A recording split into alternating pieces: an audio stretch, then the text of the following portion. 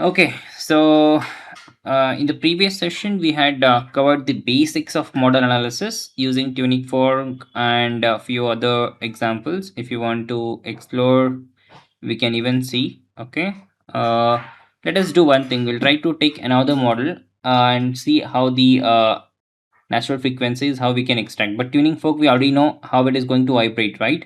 Practically, we know how it is going to vibrate. But if we have kind of automotive structure, how we can identify whether the natural frequency is mode 1 or mode 2 or mode 5, whatever it is. So we will go through that one, and we'll also try to do a practical scenario. What I try to explain you, just take one tuning fork and try to have another tuning fork and kind of excite one tuning fork with 442 hertz, and it should ultimately vibrate another tuning fork as we practically see it. If we vibrate one tuning fork and if we bring another tuning fork near to the first tuning fork with respect to medium air or whatever it is, it tries to vibrate, right? That scenario, how we can bring it in the CAE world, that we'll see.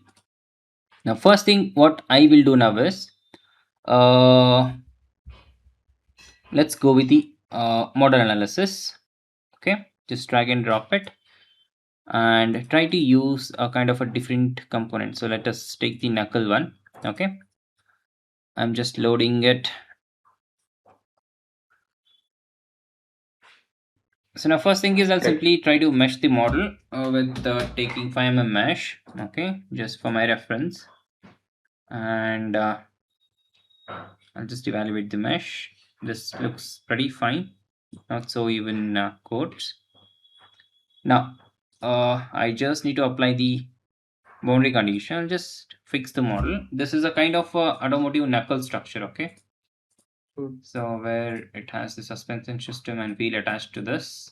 Okay, I'm just trying to take this component and try to extract the natural frequency of it. So now in the analysis settings, I would like to extract up to 15 modes. Okay, hit enter, and then let's try to extract the total. Okay, and just run it with respect to these inputs, and let's see. So I'm not running the free analysis. Now I have just added the fixed support here. In the sense, the first mode will also start giving us the kind of a excitations. Okay. So I could see this is what I have it here from 2000 and up to 270. Sorry, 200 to 5000. I think after fourth mode it is drastically increasing. Let's do one thing. Let's plot everything and try to analyze it. Okay. Create results, create mode shape results, and you may select everything from here to here and you may rename it. Rename all. There should be an option to first let me solve it, evaluate all. Okay, here to here, rename based on definition. Okay, it also gives us the mode 1 and it also gives me the whole everything. So it's mode 1, so it is duplicated. I'll delete it. Okay, now we'll start with one by one. Okay, now let's switch to animation and try to see the animation. So let's start from the last one, and if I try to excite it, I could see it is exciting here. Is this the natural frequency of the component with respect to the need or application? No, right? This region is not at all needed for us. It is least bothered for us. Agree or not? Why it is least bothered? Okay, now to answer that question, so this is knuckle. So here you have the suspension system and the dome attachment. This is a steering connection. Okay, so here the load act, and here the wheel connection is there. The wheel, it is exactly fixed here, correct? No. Okay. Just to take you through that, I'll try to have a snipping tool to make you understand. Okay. Now here we will be having the wheel. Okay, and this will be connected to the steering. Okay, where you have the steering and it will help us to rotate your kind of a wheel. Okay, And here all the suspension systems and domes will be connected to this. Okay, all the loads will be acting on this, the whole kind of vehicle weight, or all the dynamic loads, kind of all the different semi loads, everything will be acting on this. Okay, this is how it looks like. Now if you consider this one with respect to practical application, major load contribution will be here, right, towards this one, and 90% will be here itself. Okay, and this is the major area of concern for us. And here it just a Okay. fixtures here, correct? Here whatever the Okay. load is there, it kind of a vibration only. This kind of vibration, what I could see, is just a vibration, but it is not going to impact the major loads. Agree or not? You got it right? What is the major Got scenario? it. Got it. Yeah. So now, and one more, as per the rule, if you go beyond mode shift 10, all are excited, so we don't need to worry about it. So just to show you, you could see this is what it is showing again. This is also the local mode shape, not needed. Okay. And here also you could see it's a kind of a local mode shape. This is not even needed. And here also it's a local one. So these are all the local mode shapes.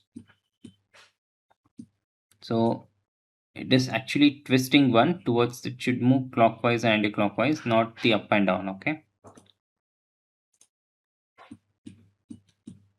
Yeah, this might be helpful, but it is not exactly the major concern. This load case is hardly 10 to 20%. The major load case will act here. Okay, based on that, I'm not going to consider that also.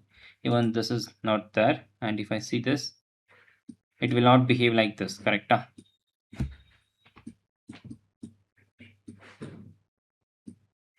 The component whole structure will deform, not only this kind of a local behavior, correct?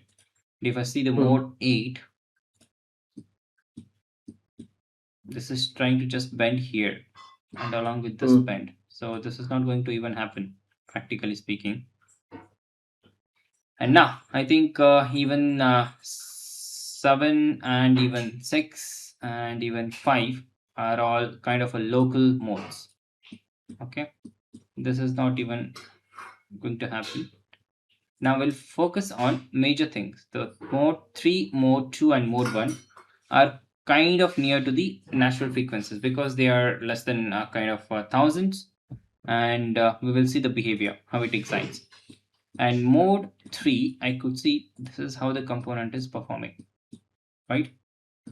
Do you think this might be a natural frequency with respect to the load case application? Possible. Yeah, yes, this can be possible. And let's see mode shape 2. What about this? Shape 2. Yeah, possible.